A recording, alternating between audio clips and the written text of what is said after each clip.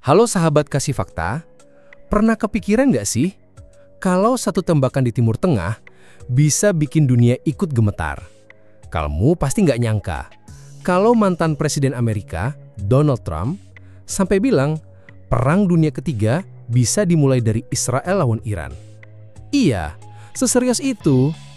Bayangin aja, dua negara yang saling benci ini punya akses ke rudal, drone, bahkan mungkin senjata nuklir. Tapi, kenapa justru Trump yang paling lantang kasih peringatan? Dan, kok bisa ya, sekutu jadi saling curiga pas tensi makin naik?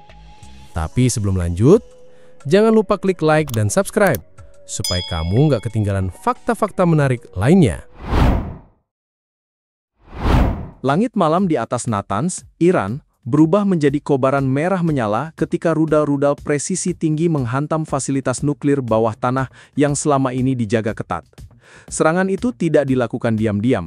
Jet-jet tempur F-35 Israel melintasi ruang udara dalam formasi menyerang, didukung drone pengintai canggih, menghantam lokasi strategis dalam operasi kilat yang disebut media sebagai Operation Midnight Hammer.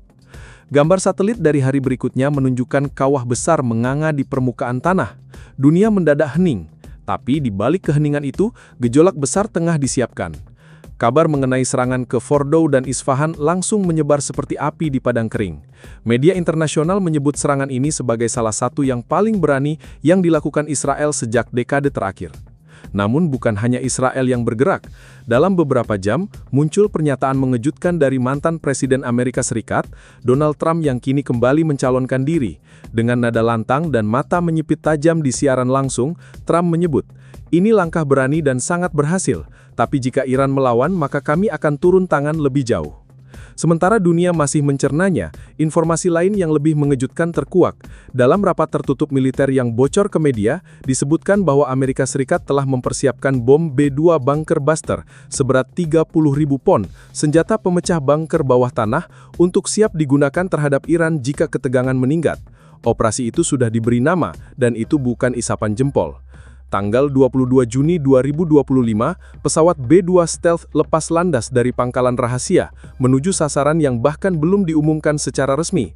Iran tidak tinggal diam. Pemimpin tertingginya, Ayatollah Ali Khamenei, bersumpah akan membalas dengan kekuatan penuh. Tapi yang lebih membuat dunia menahan napas adalah pernyataan keras yang kembali dilontarkan oleh Trump. Dalam konferensi pers mendadak, ia berkata, "Ini langkah berani dan sangat berhasil, tapi jika Iran melawan, maka kami akan turun tangan lebih jauh." Trump tampak berdiri sendiri, bahkan beberapa pejabat tinggi di Washington mulai gelisah. Mereka menyebut Netanyahu, Perdana Menteri Israel, sebagai orang gila yang memicu api di tong mesiu dunia. Namun Trump, dengan gaya khasnya, justru memuji Netanyahu sebagai pemimpin sejati di tengah badai. Hubungan keduanya memang pelik, dulu bersahabat, lalu merenggang dan kini kembali hangat saat krisis meningkat. Beberapa analis menyebut ini bukan lagi sekedar konflik wilayah, tapi seperti catur global yang sedang dimainkan oleh dua ego besar. Namun, di balik semua manuver militer dan diplomatik itu, publik belum tahu satu hal. Dalam rekaman intelijen yang bocor ke media luar negeri, terungkap bahwa Amerika Serikat secara pribadi telah menyetujui daftar target strategis di Iran, termasuk pusat komunikasi dan pos pengendali rudal balistik. Serangan berikutnya bukan hanya mungkin, tapi sudah dalam persiapan. Dunia hanya menunggu pemicunya. Satu peluru nyasar, satu ledakan tambahan, bisa menjadi alasan yang cukup untuk membawa konflik ini ke babak berikutnya yang lebih gelap. Krisis Israel dan Iran bukan hanya tentang dua negara yang bermusuhan. Ini tentang bagaimana satu peristiwa kecil bisa memicu domino geopolitik berskala besar. Dan kini, mantan Presiden Amerika Serikat justru menjadi pengobar utama api yang siap menyulut seluruh kawasan, bahkan mungkin dunia. Langkah kaki terdengar tergesa di koridor markas pusat intelijen di Tel Aviv. Monitor-monitor menampilkan peta panas Iran dan laporan dari operator di udara menyebutkan pergerakan besar-besaran pasukan di dekat perbatasan Irak. Sementara itu, di Washington, suasana ruang situasi berubah menjadi tegang. Trump duduk di kursi utamanya dikelilingi para penasehat militer. Di layar depan, wajah Ayatollah Ali Khamenei terpampang, diapit bendera hitam dan hijau. Ancaman telah dijawab dengan ancaman. Dalam pidato resminya, Ayatollah Khamenei mengatakan bahwa keterlibatan Amerika Serikat dalam konflik ini akan menjadi sangat berbahaya dan membawa kerusakan yang tak bisa diperbaiki. Beberapa jam setelah pidato itu, rudal jarak menengah Iran terlihat diluncurkan dari wilayah barat daya menuju pangkalan udara Amerika di Al-Udaid, Qatar. Serangan itu tidak memakan korban jiwa, tapi pesan yang dikirim sangat jelas. Iran tidak akan berdiam diri.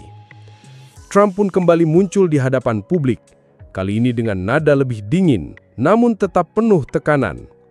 Ia menyatakan bahwa serangan tersebut adalah deklarasi konflik terbuka dan Iran sedang bermain api di wilayah yang penuh bensin. Yang mengejutkan adalah saat ia mengutip ulang kata-katanya sendiri yang pernah ia lontarkan dalam wawancara dengan media konservatif. Perang Dunia Ketiga bisa dimulai dari Israel versus Iran. Kata-kata itu kini tidak lagi terdengar seperti retorika kampanye, namun menjadi bayang-bayang yang sangat nyata. Peringatan keras juga datang dari berbagai negara besar. Rusia, Tiongkok, dan beberapa anggota NATO mulai mengeluarkan pernyataan yang mengindikasikan bahwa mereka siap mengambil sikap bila konflik ini menyebar keluar kawasan Timur Tengah. Namun Trump tetap melangkah dengan percaya diri. Dalam sebuah rapat tertutup yang dilaporkan oleh The Guardian, ia berkata bahwa dunia ini perlu ditakut-takuti agar tahu siapa yang berkuasa. Di sisi lain, pasukan Iran telah menyiapkan rudal anti-kapal dan drone kamikaze di sepanjang Selat Hormuz. Wilayah ini adalah jalur pengiriman minyak terpenting di dunia. Setiap konflik di sini bisa menghentikan distribusi energi global. Mata dunia kini tertuju pada jalur laut sempit itu, tempat di mana api kecil bisa meledak menjadi badai global. Para analis menyebut ini sebagai titik paling rapuh dalam geopolitik saat ini. Laporan intelijen menyebutkan bahwa Israel juga telah meningkatkan status siaga ke level tertinggi sejak Perang Gaza. Sementara Amerika memindahkan armada kelima lebih dekat ke kawasan Teluk. Setiap kapal perang yang mendekat menjadi simbol tekanan yang terus meningkat. Bahkan citra satelit memperlihatkan rudal Patriot mulai dipasang di negara-negara Teluk seperti Uni Emirat Arab dan Arab Saudi, seolah bersiap untuk skenario terburuk. Namun yang paling menggetarkan adalah ketika Trump memerintahkan unit Cyber Command untuk menyerang sistem komunikasi Iran. Dalam 36 jam, jaringan radar Iran terganggu dan sebagian fasilitas militer kehilangan akses komunikasi internal. Iran pun membalas dengan serangan cyber ke perusahaan energi Amerika, membuat harga minyak melonjak di pasar dunia. Dunia ekonomi pun ikut terguncang, bukan hanya dunia militer.